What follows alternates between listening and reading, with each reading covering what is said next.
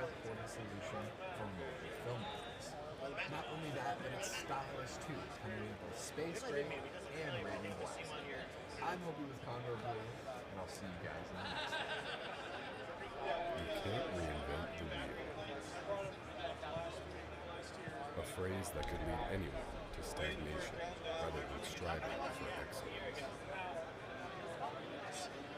Luckily, we are not just anyone. Hello and welcome to another live session at the NAB booth with Condor Blue. I'm David Altizer here with Matt Johnson. It's me. Who is Matt? Here he is. That's him. Found me. I found you. So glad to be here. Is this how many times you've been coming to NAB now? This is only my second time. Okay. Yeah, last time was pre-COVID, 2019. Oh, wow, so yeah, the old been a days. bit.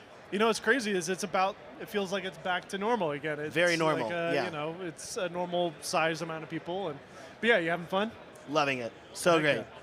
Well, I didn't even know this until I showed up, but I saw your face on the wall here at Condor Blue, and I saw the product that you have.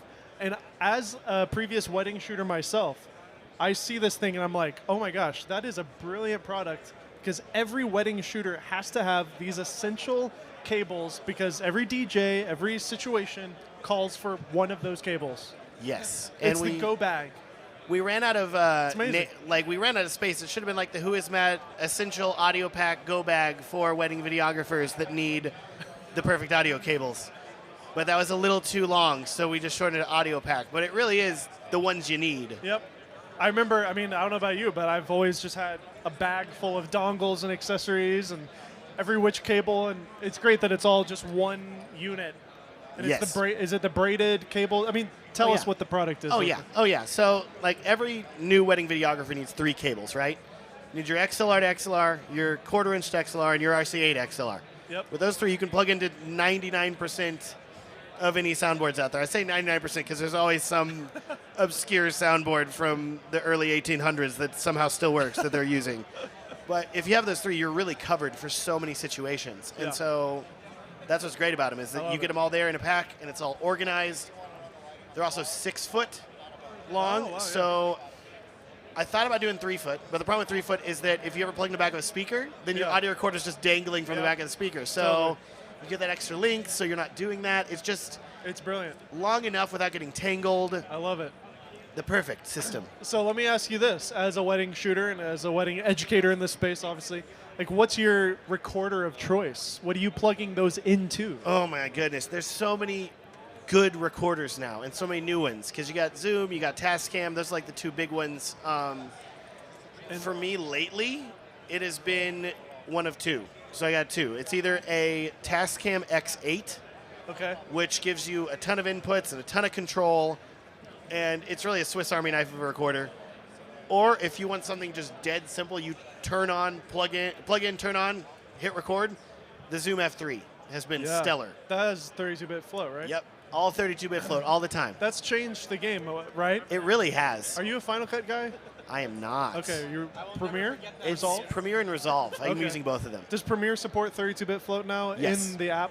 Yep. So you can just drag it down? They all support it, Great. and it is wonderful. That's awesome. Yeah. It really changes everything. Because as a wedding shooter, that was always your main, obsession and focus was I can't have clipped audio. Yes. I can't have bad audio. And it's such an unpredictable job where you don't know what the DJ is going to be doing or what system you're going to be running, and is it too loud? Is it too quiet? Is it working? Well, sometimes when you do a check, it sounds great. You walk away, then they blast it, and then it's when you come home, you listen to it, it's completely fried. I believe it was the 3rd wedding I ever filmed. I plugged in my audio recorder into the closet in the back of the venue, which is all they had. Nobody monitored anything. Yep. I foolishly just saw the audio meters were running, and I'm like, we're fine. You saw the levels bouncing? Yeah, I saw the levels. I'm like, we're good. Hit record that thing, got home. I had recorded approximately 45 minutes of Michael Bublé's greatest hits that were playing at a low volume from a CD in the back, just ambient. Just ambient, which was muted for everybody that was there at the wedding. But I was on the wrong channel, so that's all I got.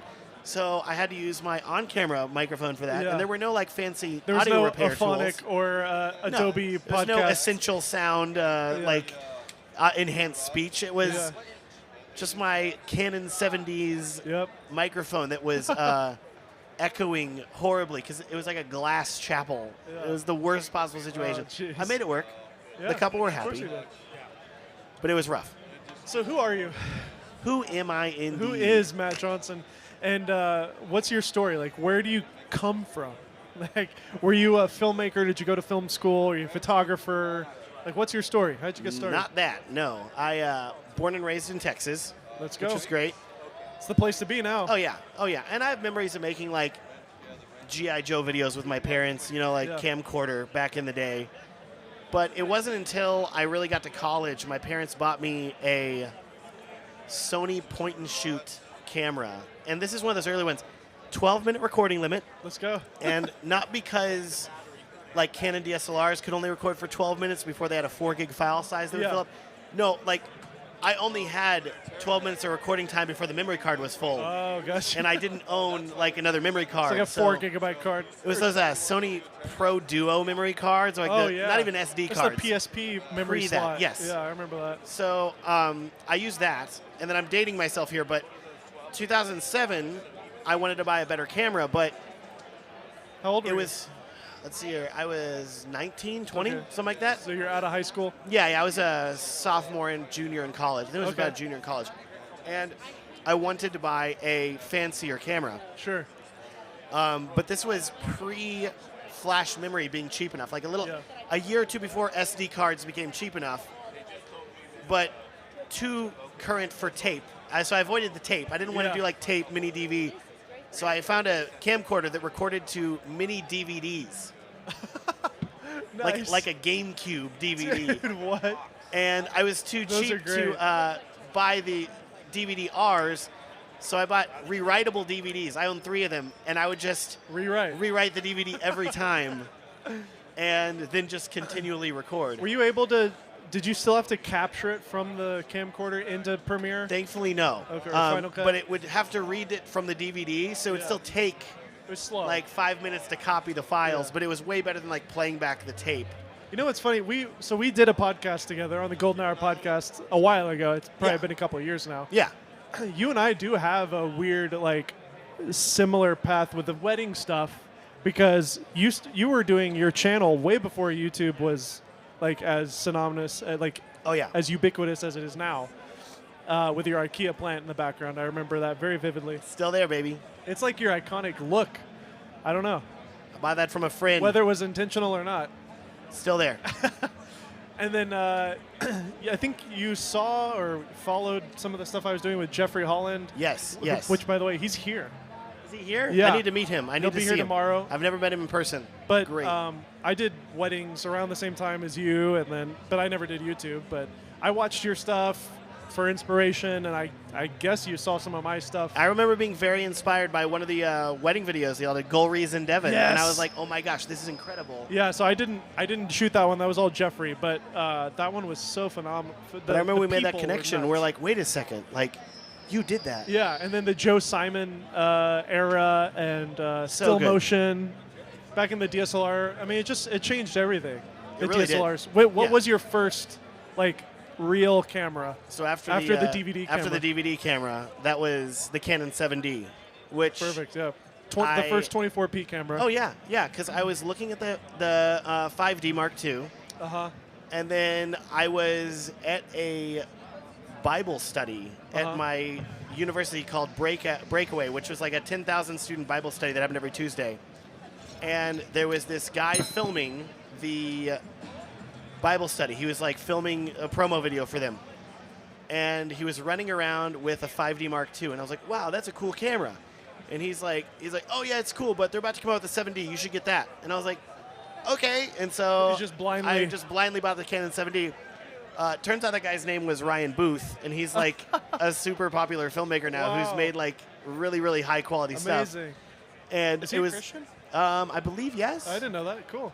It's legit. Well, His stuff is great. I will tell you that I did work with him at a church like 2 years later, making like videos for the church. Amazing. So Yeah.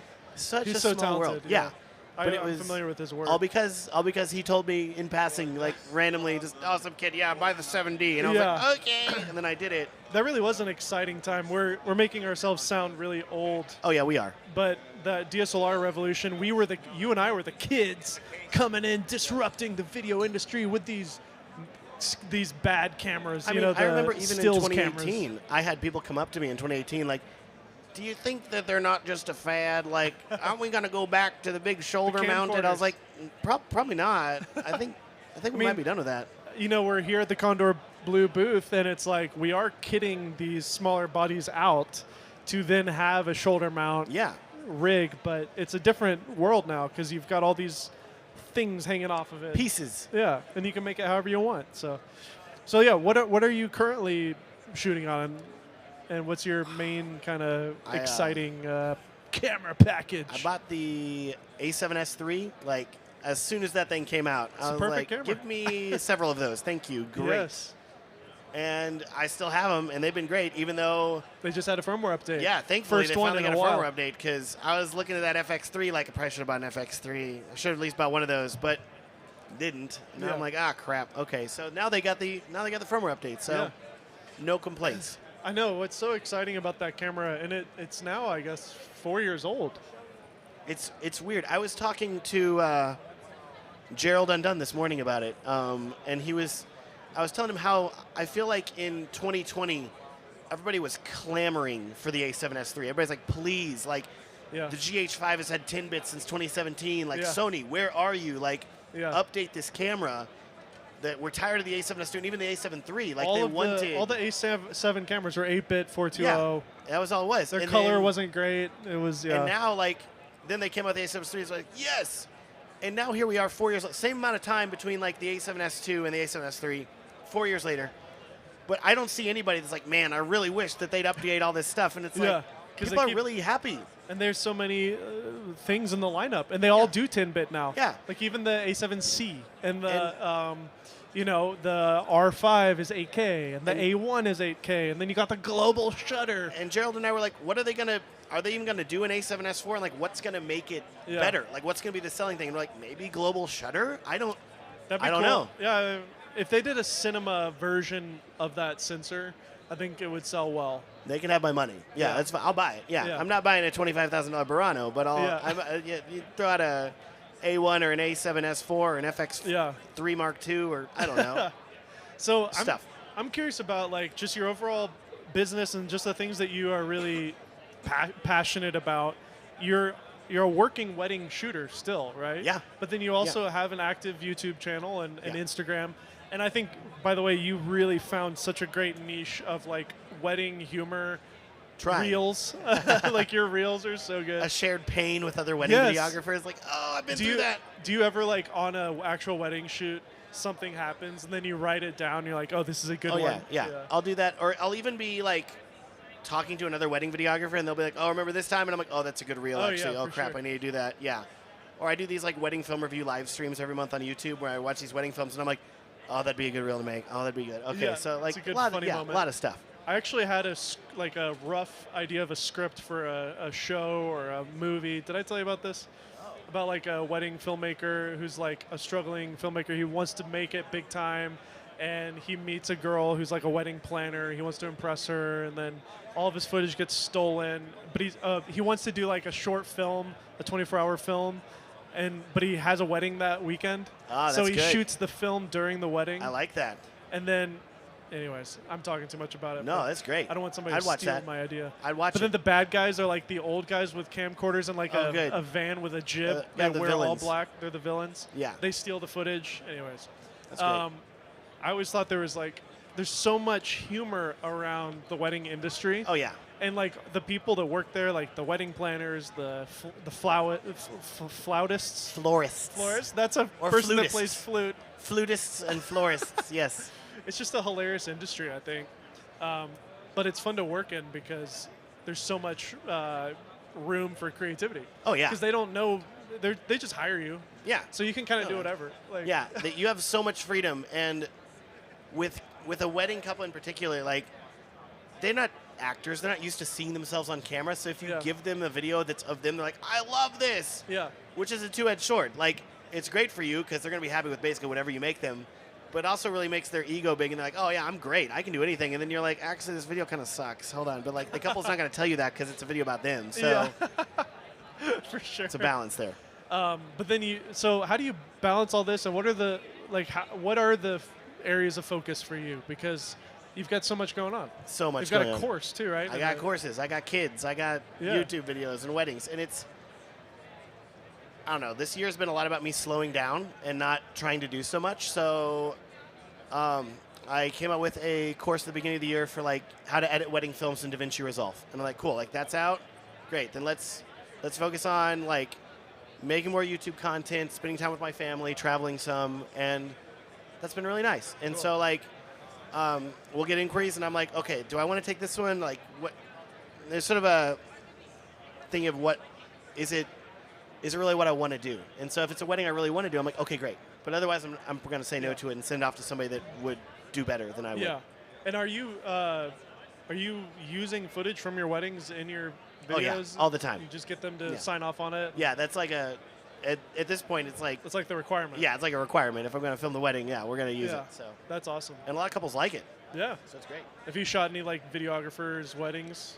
A lot Yeah. of videographers' weddings. they're they fans ask of me. you. Yeah, Yeah. and they're like, I've had grooms that are more excited about a wedding BTS of them than an actual, like their actual wedding video. That's They're cool. like, oh, good, I'm going to be in a YouTube video, and I'm like, But it's cool because yeah, they're kind of your guys, you know, like you can vibe with them, and they already know you. You walk in, yeah, the superstar. exactly. How do you balance the ego that you could have? Because the problem is, like what you just said, there's almost nothing you can do for them to not like, unless you completely fail. But Yeah. like, have you ever struggled with that? Like, Oh, yeah. everybody tells me I'm great. Oh, I must be the best. Yeah, you have to really, I don't know. One thing that helps is I'll watch wedding videos from other people and stuff like that, and I'm like, oh, that's way better than what I could do. Or like, oh, crap, that's really good.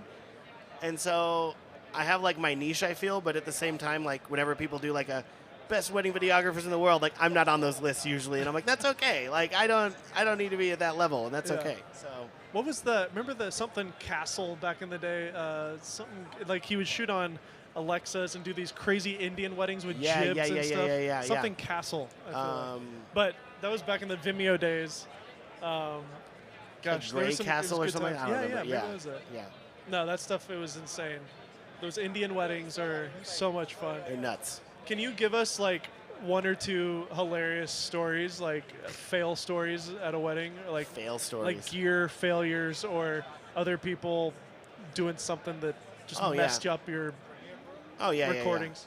I had a bride who was a wedding video editor, and she asked me, or she was like a video editor. She's like, just give me the raw footage. And I'm like, cool, okay. And it's like the only thing she asked for was footage of her walking down the aisle. And like, that's not a very exciting shot. Like, we don't need to do that. Like, I'll delegate that to one of my second shooters. Like, I'll get this other cool shot of her like doing something else. But she's like, sorry, I forgot the story here. All that she really wanted was a shot of the groom watching her as she walked down the aisle. She wanted a shot of his face. Yeah, And I was like, well, that's just a static shot. I'm going to get a cool shot of her walking down the aisle. sure. So I delegated to my second shooter. I'm like, okay, yeah, you get the shot of the groom. The groom. I never bothered to like really clarify to him who the groom was, but I just assumed like it's a guy in the suit right at the front.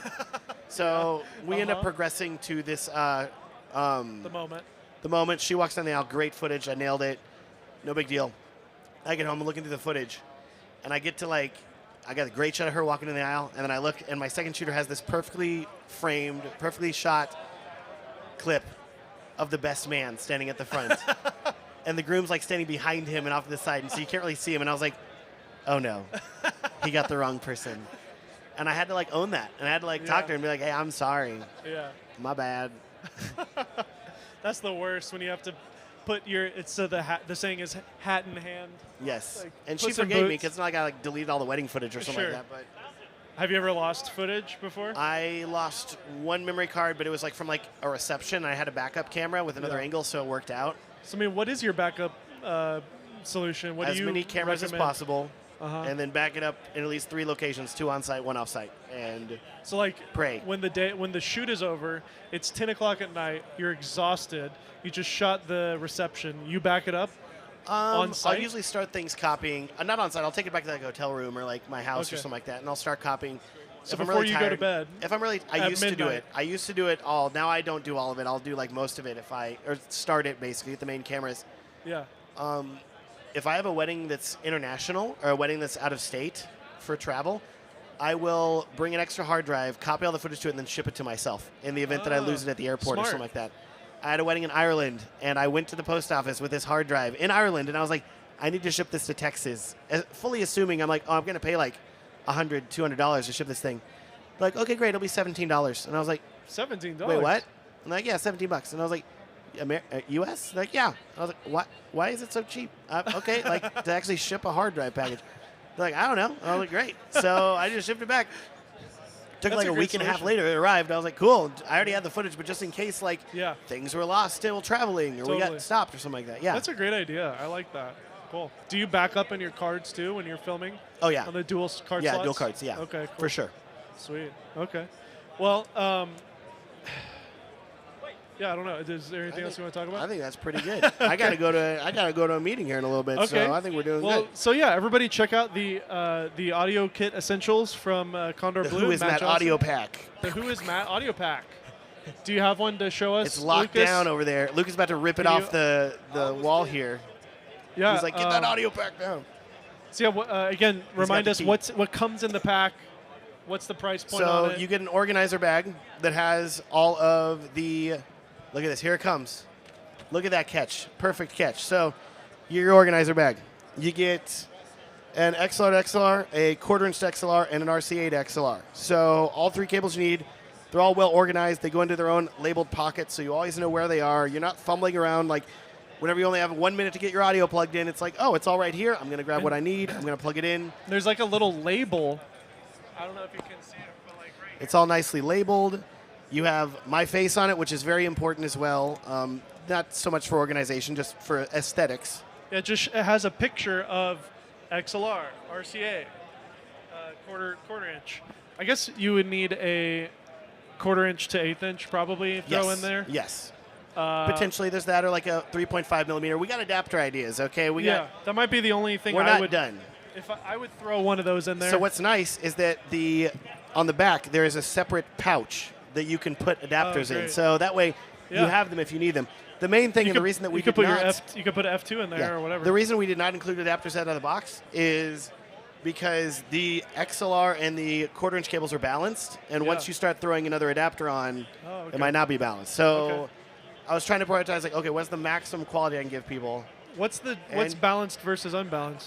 So balanced cables are going to be less prone to interference, both from like outside sources to make it so you might get like interference in your audio, and it also will not cause as much interference because they're more shielded with like the DJ's audio because they might be Yeah. upset with you. So it's just a higher quality experience all around that guarantees you get a higher quality, and it costs a bit more, but why would you not want that? So Yeah.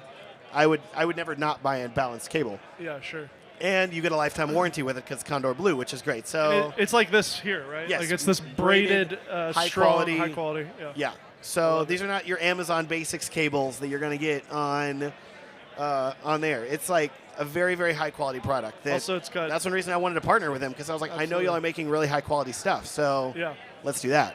Do you know the price point on this kit? $79. And it comes with all three cables that are 6 feet long. You get the carrying pouch to keep you organized. They're balanced. And yes, and if I can work it out with Lucas, every purchase will have one beard hair inside it. Just one beard hair.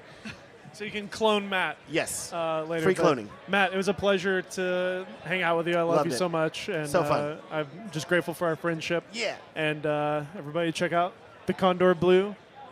Who is Matt? Matt Pack. Can I call it Matt Pack? You can call it Matt back. You can call it whatever you want. He retired from film theory anyways. So, There you go. but yeah, the Audio Essentials Pat. Check it out.